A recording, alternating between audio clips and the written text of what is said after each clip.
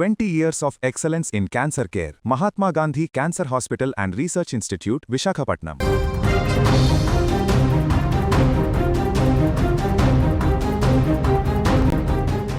ఆంధ్రప్రదేశ్ను ఇప్పుడు రెండు రకాల విపరీత వాతావరణ పరిస్థితులు వెంటాడుతున్నాయి.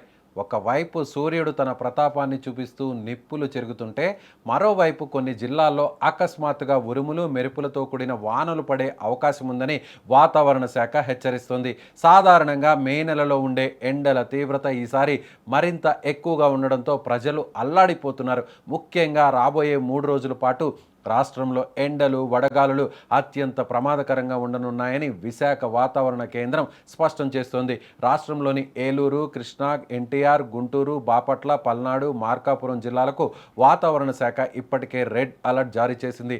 ఈ ప్రాంతాల్లో పగటి ఉష్ణోగ్రతలు ఏకంగా 46 నుంచి 48 డిగ్రీల సెల్సియస్ వరకు నమోదయ్యే అవకాశం ఉందని రాష్ట్ర విపత్తుల నిర్వహణ సంస్థ వెల్లడించింది.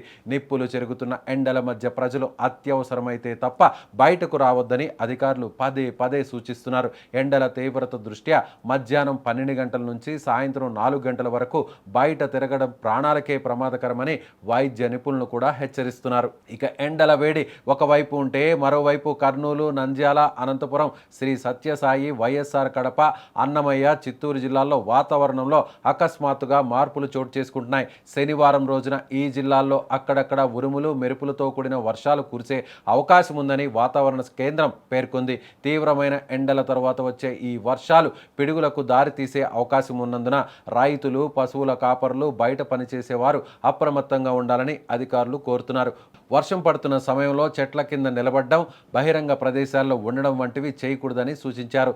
రాష్ట్ర వ్యాప్తంగా దాదాపు 221 మండలాల్లో వడగాల్పులు వీచే అవకాశం ఉండగా 13 మండలాల్లో అతి తీవ్రమైన వడగాల్పులు నమోదయ్యే సూచనలు ఉన్నాయి. ఈ సమయంలో ప్రజలందరూ తగిన జాగ్రత్తలు తీసుకోవాలని, ముఖ్యంగా వృద్ధులు, గర్భిణీలు, చిన్నపిల్లల విషయంలో ప్రత్యేక శ్రద్ధ వహించాలని అధికారులు సూచిస్తున్నారు.